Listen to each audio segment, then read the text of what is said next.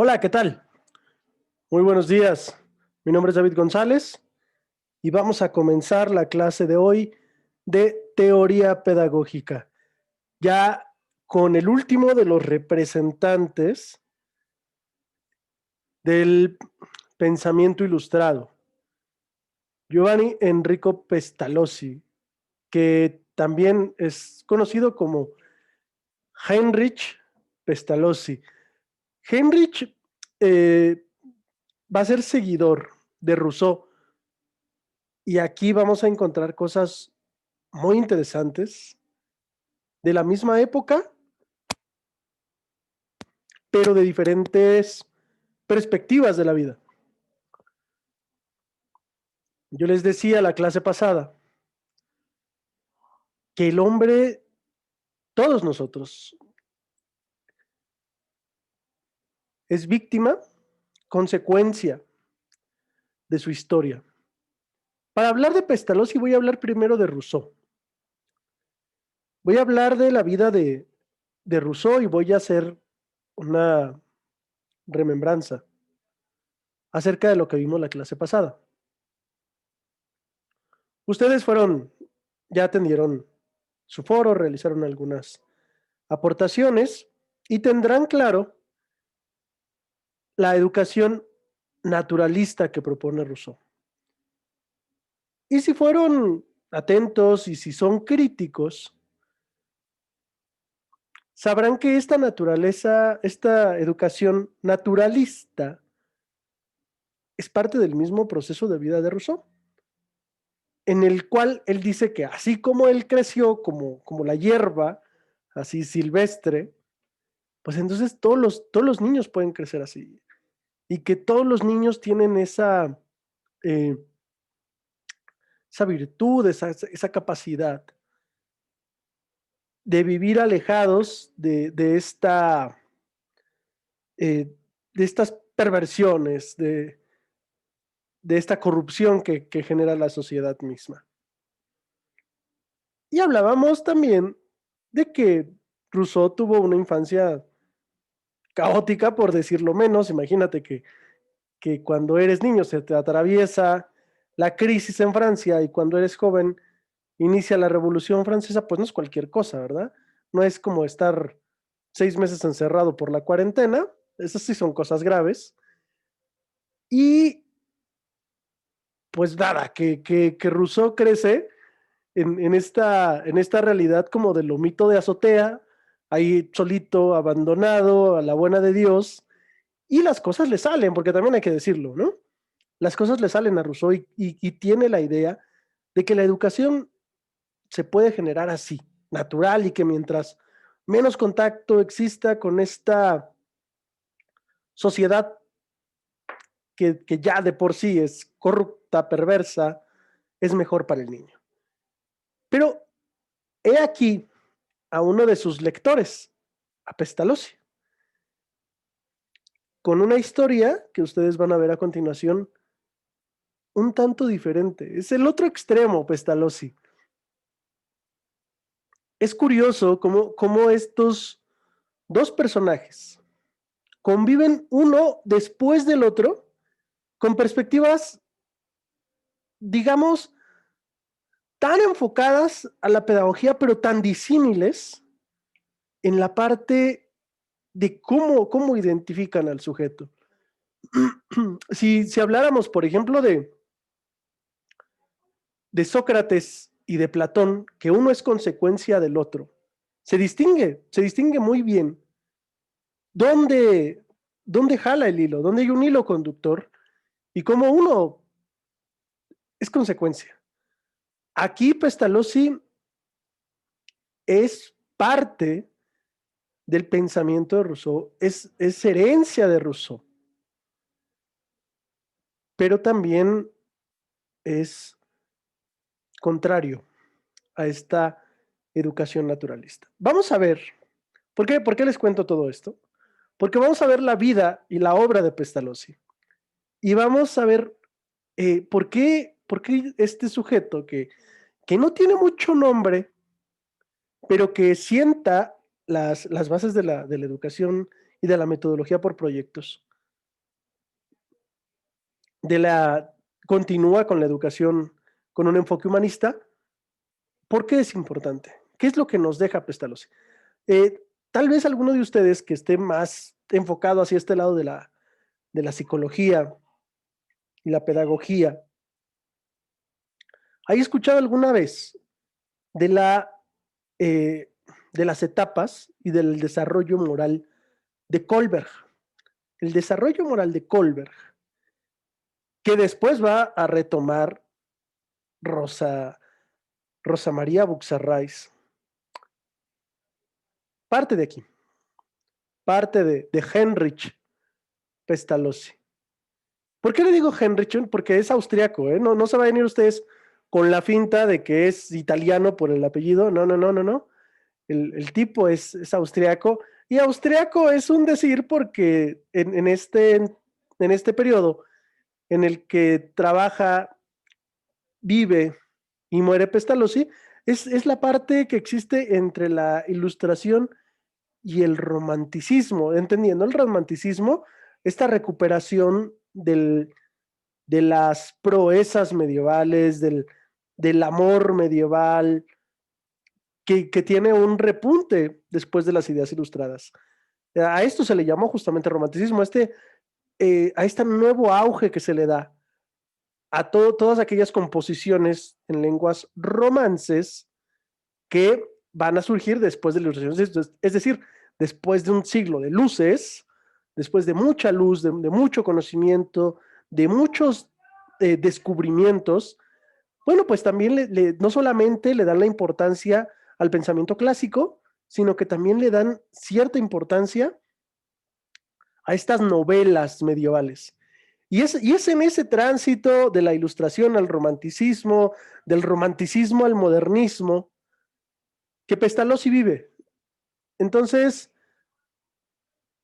eh, este tránsito que se da tan rápido entre ilustración y romanticismo es lo que le toca a él. Y él es un claro ejemplo de cómo se ve la vida del otro lado del puente de donde estaba Rousseau. Vamos entonces a ver los antecedentes históricos. El padre de Heinrich, cirujano muy apreciado en el pueblo, muere cuando Enrique tenía 6 años. La madre se encarga de los 3 huérfanos que deja el padre y pues bueno, recuerden que en estos tiempos pues las mujeres no estaban dentro del campo productivo. Entonces pues no le toca más que vivir, digamos que con recursos limitados. Pestalozzi ya cuando avanza en su proyecto de vida y una vez que estudia un poco de administración, un poco de leyes, y estudia leyes y encuentra a Rousseau, y ahí es donde empieza a escarbarle al asunto, ¿no? Entonces, en esta cosa de que Pestalozzi estudia un poquito de leyes, un poquito de administración, encuentra a Rousseau y encuentra este pensamiento que tiene que ver con la igualdad, con el desarrollo, me refiero al desarrollo social, ¿no? A la parte del desarrollo democrático del grupo social, y entonces se dedica a formular proyectos de reforma agraria para que los terrenos de la región en donde él vivía se volvieran productivos. Y bueno, él retoma todos estos adelantos que se están dando en la agronomía a partir de las ideas de la ilustración, del método científico. Vamos a recordar que en estos momentos se empieza a vislumbrar un poquito de lo que es la genética, y esto va a impulsar muchísimo los cultivos. La genética le va a dar un boom. Hay algo que se llama justamente la revolución agrícola. La revolución agrícola tiene varios puntos. La primera es cuando se descubre, obviamente, la agricultura. Después, cuando en las culturas antiguas se generan estos canales de riego. Y después viene esta parte. Cuando la genética se mete a las cuestiones agrícolas, ahí hay un nuevo boom en la revolución agrícola. Y bueno, entonces encontramos que Pestalozzi toma estos avances, estos adelantos en agronomía y se le hace buena idea poner a trabajar el dinero de su mujer, o ojo aquí, pone a trabajar el dinero de su mujer en un producto, en esta producción de terrenos, ¿no? Esta granja se construye en 1767, se bautiza como la Quinta Nueva, y bueno, toda vez que no era el dinero de Pestalozzi, sino de su mujer, pues esto es un fracaso económico. Entonces, era muy mal administrador, eh, eh, pésimo en cuestiones de administración y tantito malo en cuestiones de derecho, o sea, estudió justamente para aquello que no era bueno, ¿no? Y bueno, se da cuenta que nomás ni como agrónomo ni como administrador la va a rifar, hay un fracaso de este proyecto, pero en el 75, vean la diferencia de años, 7 años después, abre un instituto para niños pobres que quisieran prepararse para la vida. Entonces, este instituto es el primer ejercicio que hace Pestalozzi en función de la pedagogía. Ojo, identifiquen que Pestalozzi no era pedagogo.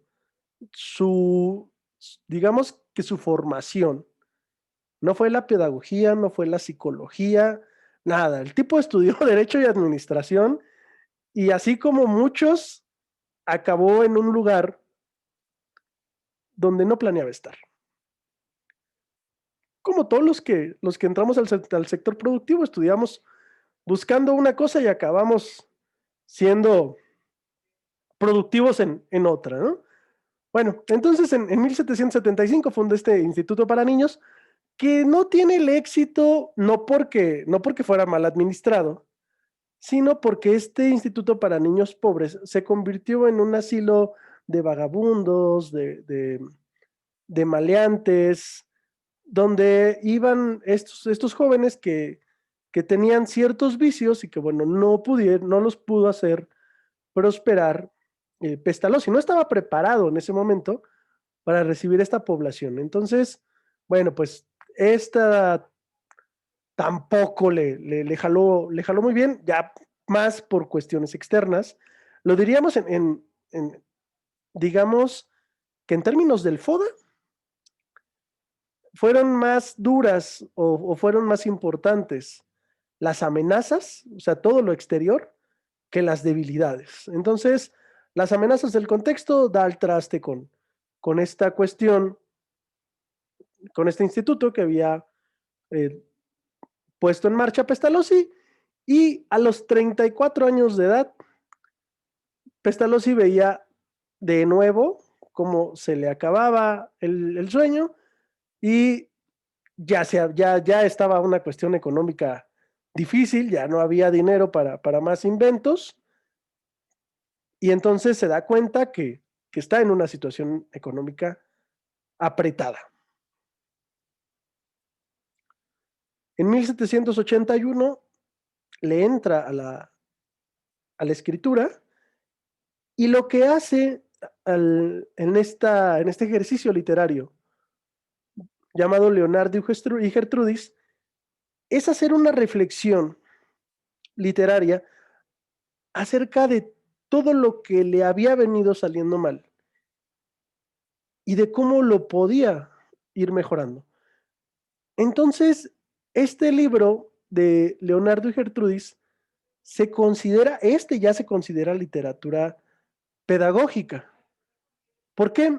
Porque Gertrudis, Ernst y Arner simbolizan en esta novela a la familia, la religión y la ley. Y ojo aquí, Gertrudis es la familia, en este orden en el que están escritos. Ernest es la ley, la religión, perdón, y Arner es la ley. Aquí es importante identificar la importancia que Pestalozzi le va a dar a la familia. No es, no es por nada el título. Si ustedes leen el título, es Leonardo y Gertrudis. Bueno, pues Gertrudis es la que educa a Leonardo, ayudado por Ernest y Erner, es decir, por la religión y por la ley. Gertrudis es esta parte que él tiene como remanente de la idea de la figura materna. Entonces, aquí sí podemos ver, como yo les decía hace rato, un punto diametralmente opuesto a Rousseau. Hasta aquí todas las acciones que él había realizado habían sido en consecuencia del pensamiento de Rousseau, siguiendo esta línea del pensamiento de Rousseau. Y una vez que empieza con Leonardo y Gertrudis, entonces las cosas cambian, porque vuelve la mirada hacia esta parte de la importancia de la familia y de la educación que él había recibido en casa. Pestalozzi también empieza a escribir anotaciones de diario con intenciones de estudio psicológico. Aquí ya va, digamos que cambiándole a partir desde el 74, que empieza mal con su granja, con sus niños y todo lo demás, y hasta el 71 que escribe Leonardo y Gertrudis. Y en este diario de un padre sigue los progresos de su hijo de 3 años de edad. Esto mismo lo hizo Piaget. No sé por qué les da a los psicólogos por estar experimentando y analizando a sus críos. Yo no le encuentro nada divertido. Será porque yo no soy ni psicólogo ni pedagogo. Pero bueno, ellos le encontraron en su momento la gracia a estar viendo todo y registrar todo lo que va haciendo el crío durante las semanas, los meses, los años, ¿no? Genera reflexiones sobre temas ético-religiosos. Y aquí es donde digamos, la parte moral empieza a tomar fuerza y también pasa a ser parte importante del libro Leonardo y Gertrudis. En el 99, y una vez que el libro de Leonardo y Gertrudis había sido aceptado como literatura pedagógica y en el que se veían todas las relaciones de esta educación de tintes morales que está proponiendo Pestalozzi, bueno, pues entonces el gobierno se empieza a fijar en estas prácticas que en este momento son innovadoras, porque no se había visto una educación que tuviera que ver con la parte moral desde que terminó propiamente el, el poderío de la iglesia, y con esto estoy hablando específicamente de la Revolución Francesa, cuando Napoleón le arrebata la corona al Papa. Entonces ahí las cosas empiezan a salir un poquito mal para la iglesia. Posteriormente, Napoleón nacionaliza las escuelas, las vuelve parte de la estructura política, desde la estructura estatal, y toda Europa va replicando el modelo. Entonces, en este momento, no hay una educación moral porque como tal, la iglesia ya no está teniendo ese poder, se lo está arrebatando el Estado. Y lo que propone Pestalozzi parece nuevo porque hay una situación en la cual se busca que exista este respeto hacia todo lo que norma el comportamiento. ¿Y cómo es que esto puede beneficiar al desarrollo del individuo en la sociedad? ¿Y qué es lo que dice Pestalozzi? Bueno, es que el niño no puede crecer en un estado salvaje. Dice, no podemos dejar que el muchacho tenga un libre albedrío en función de la educación y que vaya por la vida tomando lo que le da la gana. Dice Pestalozzi, no, tiene que haber una dirección de lo que el niño ve, de lo que el niño hace.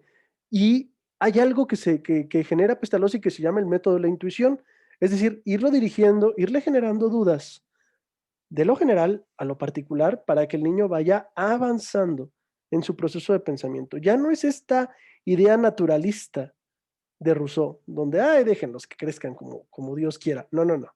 Aquí ya Pestalozzi dice, no, señor, los niños, obviamente él había tenido esta situación, la había vivido en su primer instituto, en este instituto de de niños huérfanos y se dio cuenta que la educación natural no era el camino. O sea, si algo le quedó claro a Pestalozzi era que las ideas de Rousseau puestas en práctica no jalaban. Entonces había que hacer algo más con eso. O sea, retomar la idea, pero mejorarla. Y es parte de lo que yo les decía a la clase pasada. Lo rico de la teoría pedagógica es que conforme nosotros vamos viendo el avance en términos históricos, nosotros nos damos cuenta que el que viene atrás mejora, propone algo diferente y luego viene otro, lo retoma, quita lo que no le sirve y vuelve a generar una propuesta. Por eso es teoría pedagógica. Por todo lo que se va dando de una y otra, digamos que esta cuestión cíclica que se genera del conocimiento. Entonces, bueno, en 1799 el gobierno le asigna un castillo cerca de Berna para que prosiguiera ahí sus experimentos pedagógicos. ¿Qué experimentos pedagógicos? Estos que les estoy mencionando acerca del método de la intuición. Pestalozzi ya tenía bien claro que no era una educación ius naturalista lo que iba a sacar adelante al, digamos, que la educación y la formación de los individuos como parte de una sociedad. Entonces, pues se forma el Instituto Yverdon y en sus mejores tiempos tuvo discípulos como Froebel, Fichte y Caponi. Federico Froebel, que es el que voy a rescatar de aquí, Federico Froebel lo vamos a ver después. Y Froebel lo que va a dar es una directriz hacia el kindergarten. ¿Se acuerdan quién habló del kindergarten? Bueno, en su momento habló Platón, también habló Rousseau, también lo retomó Aristóteles y bueno, en esta parte, Froebel es el que va a agarrar todo y va a hablar como tal de la directriz del kindergarten. Entonces, Federico Froebel, no lo pierdan, lo vamos a ver después. Fue uno de los discípulos de este instituto de Yverdon, que estuvo a cargo de Pestalozzi, y se llevaron a sus países estos métodos inductivos. Uno de los que digamos que va a acabar pegándole de rebote gracias a Froebel es John Dewey. Entonces, Pestalozzi va a tener ahí digamos que le va a pegar de rebote a John Dewey y vamos a tener algo importante. En 1825 se retira a Neurov, que es la granja de la que hablábamos hace rato, donde un nieto suyo, ya un administrador, había logrado finalmente el hacer prosperar la finca que Pestalozzi nunca vendió. Entonces, bueno, ya cuando le entra la gente que sabe, bueno, pues ya prospera esta finca y Pestalozzi regresa a la finca, escribe otra de sus obras que es importante, que es El Canto del Cisne, acerca de la meditación teórica que tiene que ver con la reflexión de la práctica. Justamente de esto que habíamos estado hablando, de cuestiones como la educación y el arte, la educación moral, la educación y la religión, la educación y la sociedad. El Canto del Cisne es justamente eso. Es una obra autobiográfica, pero también con mucha reflexión acerca de lo que estuvo trabajando y de lo que estuvo fracasando Pestalozzi. Fallece en 1827. ¿Cuáles son los temas de los que escribe Pestalozzi? Bueno, uno de los problemas es la naturaleza, la sociedad y la moralidad. La naturaleza es algo que se retoma de Rousseau. Recuerden, Pestalozzi es consecuencia, y eso no lo debemos de perder de vista. Pestalozzi es consecuencia del movimiento de ilustración, pero es consecuencia directa de la ideología de Rousseau. Y dice que para que la convivencia humana no sea constrictiva, es decir, para que no apriete al individuo, para que no lo vaya encerrando, debe basarse en la libre aceptación de los vínculos sociales, sobre la base del imperativo del deber, la autonomía de la vida moral. Se comienza aquí a hablar de este tránsito existente en el desarrollo moral, de la heteronomía a la autonomía. Para aquellos que no tengan claro este tránsito y estos conceptos, bueno, este tránsito, ¿a qué se refiere? La heteronomía tiene que ver con el comportamiento del sujeto en función de las reglas y los castigos. Es decir, nosotros, nuestro comportamiento está basado en la autonomía, mientras nuestro comportamiento esté basado en lo que nos dicen que podemos o no podemos hacer, y en consecuencia tengamos una consecuencia eh, favorable, es decir, hablando de conductismo puro, un premio o un castigo. ¿Cómo llega el sujeto de la heteronomía a la autonomía? A partir de la reflexión, perdón, y de la valoración que se hace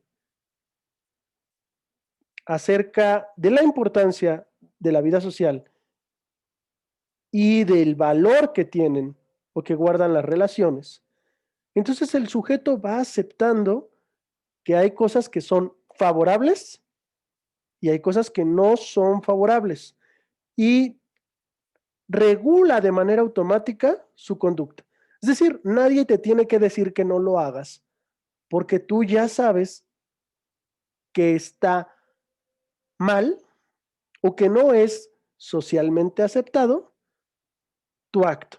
Es decir, hay quienes no se pasan el alto porque son conscientes que eso no se debe de hacer.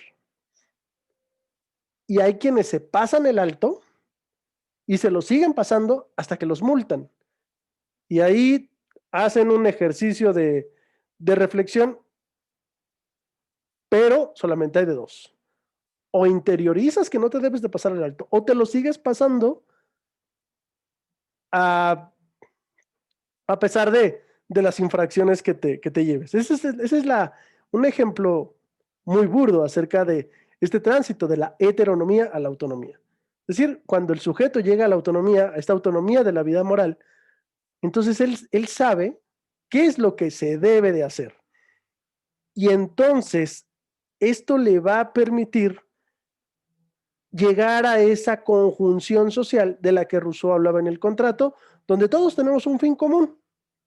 Bueno, esto se rescata, pero Pestalozzi lo rescata a partir de la autonomía moral. Dice, sentimiento, intelecto y gusto constructivo práctico son los resortes fundamentales de nuestra acción.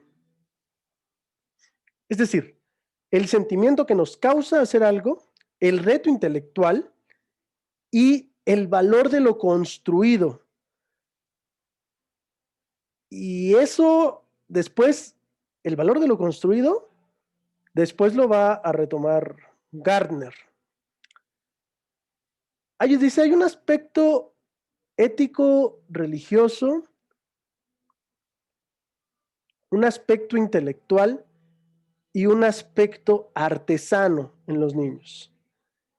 El aspecto ético-religioso tiene que ver con lo que él espera, con lo que el sujeto espera que sea la sociedad a partir de la cosmovisión que le ha sido otorgada por la familia. Si bien es cierto que no hay una religión que Pestalozzi considere como válida, como única, sí acepta que la religión eh, tiene un papel fundamental.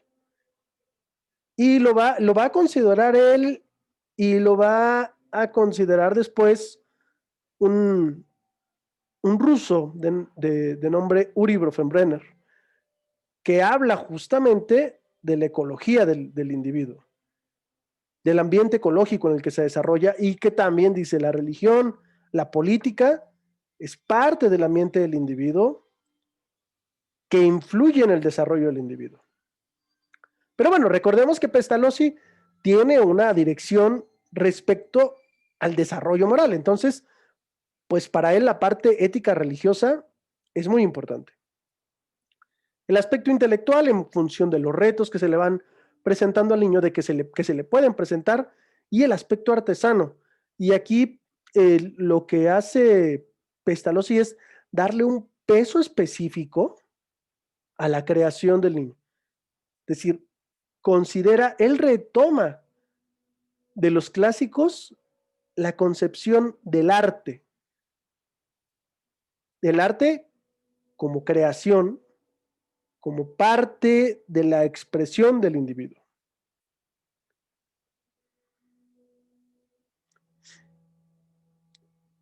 Y bueno, primero, vamos a ver qué nos dice Pestalozzi de la educación ético-religiosa, fe y amor. La fe en lo que puede ser el hombre y el amor que él entiende que es necesario para la instrucción. Dice, para Pestalozzi, entre el amor de los padres y la fe religiosa existe una continuidad plena. Si la madre ama, ama también el hijo. O sea, se transmite esta cuestión. Si la madre cree, cree también el hijo. Si la madre atiende, el hijo también atiende. Y esto es una parte que favorece el desarrollo moral. A partir de lo que se le inculca al niño en casa, de lo que le inculca a la familia, entonces el niño podrá adelantar o retrasar este desarrollo moral que le van a permitir llegar a la autonomía que una vez que se logre, permite al individuo insertarse en este proyecto social. No perdamos de vista, por favor, en ningún momento el fin último que le está viendo Pestalozzi. Pestalozzi está dando una forma más de llegar a ver cumplido ese sueño, esa utopía del contrato social donde todos tenemos un interés común y donde todos caminamos hacia el mismo lado con el mismo objetivo y con la misma fe. Entonces, es lo que yo les decía, están en el mismo puente, Rousseau y Pestalozzi, pero cada uno está de un lado diferente. Rousseau del lado del justnaturalismo, que dejen que el niño crezca solo, no interfieran con él, y el otro punto, el otro extremo, es Pestalozzi, donde dice, es que la familia le va a permitir este tránsito de la heteronomía a la autonomía para que logren llegar a donde están diciendo que se puede llegar. Dice, el pensamiento y la acción no se organizan sino sobre la base de una seguridad emotiva que la da la familia, ya conseguida de una cierta solidez en las relaciones afectivas. Él tuvo lazos tan sólidos y tuvo una relación tan cercana con su madre que esto le lleva a este constructo. Insisto, cada uno de nosotros es víctima y consecuencia de la historia. Y entonces aquí tenemos un Pestalozzi que está maravillado con lo que puede darle la familia al individuo. Y después habla de la educación intelectual y la intuición. Y es aquí donde vamos a tener una relación importante con Piaget, porque dice, forma, número y nombre son para Pestalozzi los elementos de la intuición. Lo que es lo mismo de la actividad cognoscitiva en general. Ojo, forma, número y nombre. Vamos a tratar de recordar cuando vimos este resumen de teorías pedagógicas, yo les enseñé un cuadro del desarrollo del niño propuesto por Piaget e incluso lo comparamos con Vygotsky. Piaget refería una etapa preoperacional, una etapa de operaciones formales, de operaciones concretas, perdón, y una etapa de operaciones formales. Ojo, aquí estamos jugando así como película palomera de Hollywood. Estamos jugando entre pasado, futuro y digamos que Pestalozzi en este momento es nuestro foco. A partir de Pestalozzi estamos viendo todo y únicamente con la intención de no confundirlos. De donde está Pestalozzi, al futuro está Piaget, de donde está Pestalozzi, al futuro está John Dewey, y de donde está Pestalozzi, al futuro está Gardner. Pero de donde está Pestalozzi, que es nuestro foco, de donde está Pestalozzi, para atrás está Rousseau, de donde está Pestalozzi, para atrás está Aristóteles, de donde está Pestalozzi, para atrás está Platón. Entonces, fíjense todo lo que se retoma y todo lo que se va para allá. Y entonces, si hablamos de futuro, podemos ver que esto mismo que está reconociendo Pestalozzi lo está viendo allá. Piaget lo está viendo, no sé, 180 años después. ¿Por qué? Porque es lo mismo realmente. Dice Pestalozzi que la forma, el número y el nombre, es decir, el objeto, las relaciones del objeto, y si se acuerdan ustedes de la parte de las operaciones concretas, era esta relación, la adición, la sustracción y la permanencia. El sujeto se organiza de tal manera que sus objetos los va clasificando y sabe cuáles son los cambios. Entiende que el objeto no desaparece y consecuentemente en las operaciones formales, el alumno puede o el sujeto puede identificar incógnitas, que es lo mismo que está proponiendo Pestalozzi. Dice la forma del objeto, la relación en cantidad y el nombre, es decir, la abstracción de todo esto genera la actividad cognoscitiva en general. Y aquí le deja algo al mundo y vamos para el futuro. Vamos a ver a Dewey adelante, vamos a ver a Montessori allá adelante, donde dice, la experiencia de primera mano es la única que puede transformarse en un saber sólido. Para aquellos que se vayan a dedicar a la educación para adultos, lo primero que se debe de considerar en la educación para adultos es justamente esto, las experiencias profesionales y todas aquellas experiencias que generan aprendizajes no formales para poder llegar al aprendizaje formal. Y esto justamente viene de aquí. La experiencia es lo único que se puede transformar en saber sólido. Y aquí les voy a proponer una frase que lo vamos a ver después en los llamados pilares de la educación. Aprender a hacer.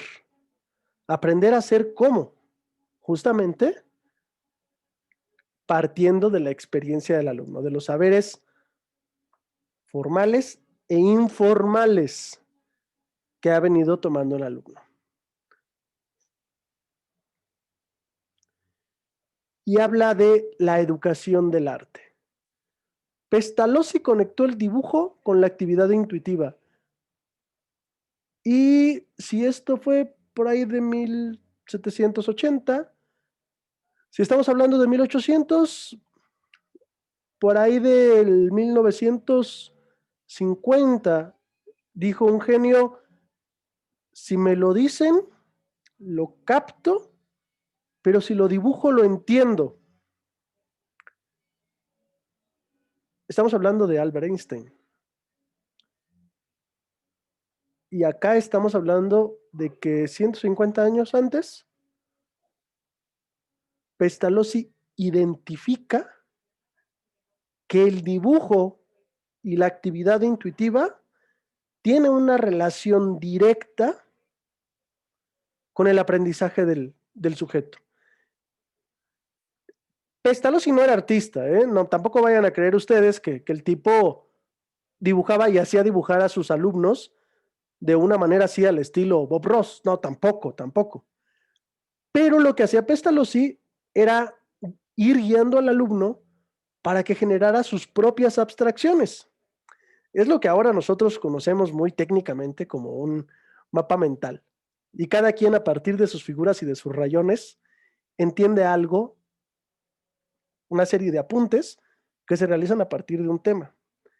Y esto se los voy a nada más a poner como dato, así una gotita cultural. Cuando un maestro nos pide un mapa mental, regularmente entregamos cualquier cosa menos un mapa mental.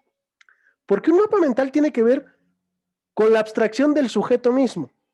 O sea, es decir, si yo hago un círculo con 4 nubecitas y 3 triángulos, si eso a mí me da la referencia de lo que se trata el tema y logro identificar los elementos del tema en esta serie de figuras o de llamadas de atención, entonces el mapa está bien elaborado.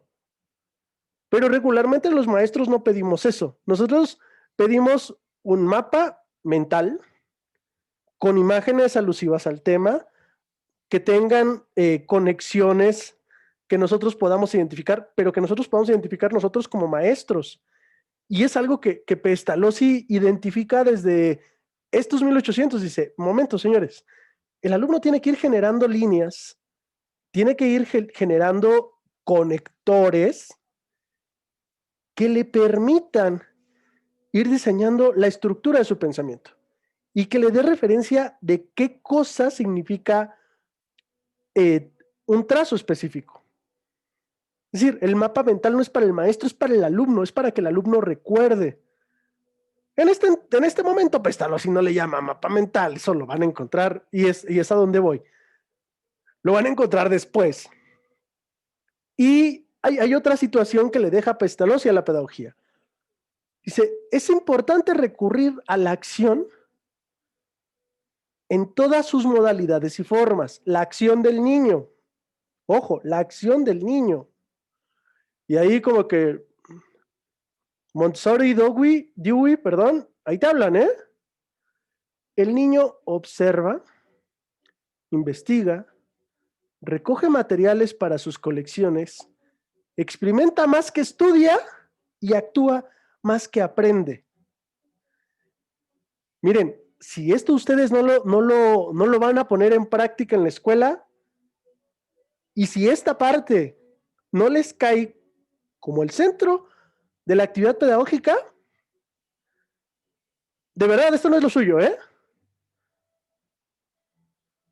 Esto es el método de proyecto, señores. Y esto es la madre, vamos a decirlo así, la piedra angular de su bendita nueva escuela mexicana.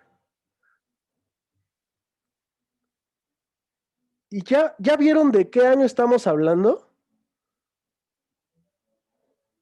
Esto tiene más de 200 años.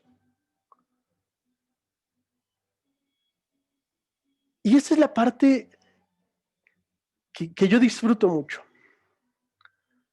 de analizar la pedagogía. Disfruto mucho esto porque, pues eso de llenarse la boca, de decir que algo es nuevo,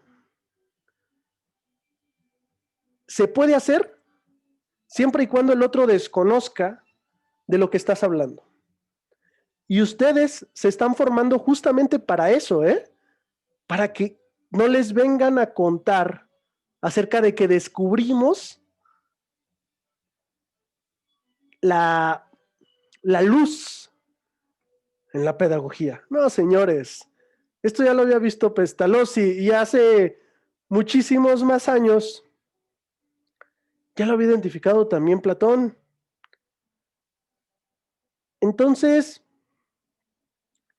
aquí esta parte de lo que nos deja Pestalozzi en la cuestión de la educación, del arte, sí es de considerarse. Y lo voy a leer de nuevo. El niño observa, investiga, recoge materiales para sus colecciones, experimenta más que estudia y actúa más que aprende. John Dewey trabajó por proyectos. Que esto no me lo van a creer, pero es la forma en la que Leonardo da Vinci generaba sus proyectos. Da Vinci y muchos otros pensadores del Renacimiento aplicaban la transversalidad sin llamarle transversalidad. Y había proyectos arquitectónicos, había proyectos mecánicos que incluían la matemática, la física, la química. Aquí Pestalozzi, si hablamos de el niño observa e investiga, es la primera parte del diseño de un proyecto. ¿Qué nos dice después John Dewey? El docente, el experto, tiene que identificar un tema que sea transversal con la realidad del individuo y la currícula. Y entonces, a partir de eso, y considerando los intereses del niño, se deberá de proponer un tema en el cual observe, investigue y recoja información. Esas son las partes de un proyecto didáctico. El alumno observa, investiga, recoge información, genera un experimento, formula una solución a la problemática que está viendo, y entonces en el momento en el que el niño logra generar una acción con su contexto, entonces el método por proyectos tiene éxito. ¿Y qué es también lo que refiere Vygotsky con el aprendizaje social? Que hay que integrar al niño a los problemas de la comunidad. Y el aprendizaje significativo, ¿cuándo se va a dar?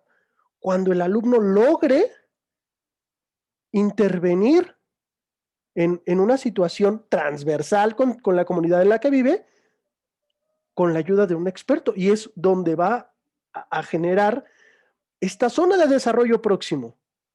¿Y ya vieron dónde estamos y a dónde vamos? De aquí nos vamos para allá. Esto es el método de proyectos, esto es la relación con la comunidad, estos son los proyectos transversales. Y aquí está Pestalozzi, que era un seguidor de Rousseau, que buscaba esta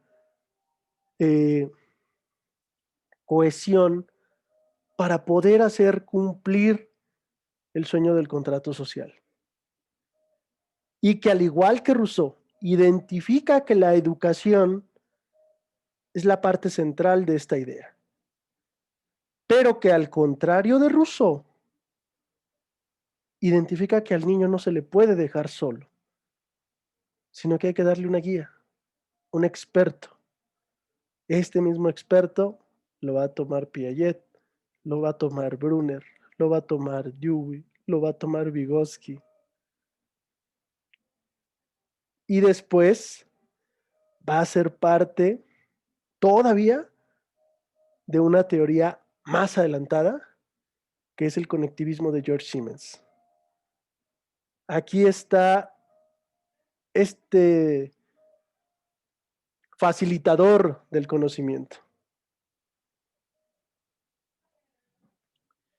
Y bueno, pues con esto vamos a dar por terminada la disertación, este breviario de la pedagogía de Enrico o Heinrich Pestalozzi. Yo sé que a lo mejor no habían escuchado hablar de él, porque como tal no es reconocido, porque no le puso un nombre a la metodología y porque se enfocó más a la educación moral, o tuvo un mayor impacto en la educación moral que en esta parte del diseño de proyectos.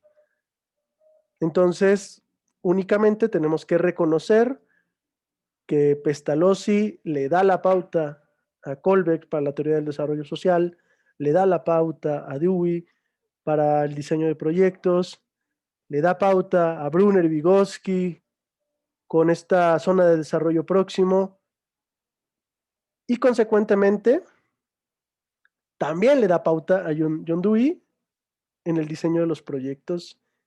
Y gracias a estas aportaciones, como las de Pestalozzi, es que gozamos de esta nueva escuela mexicana con un enfoque humanista, con un diseño de proyectos donde el niño experimenta más de lo que estudia y actúa más de lo que aprende.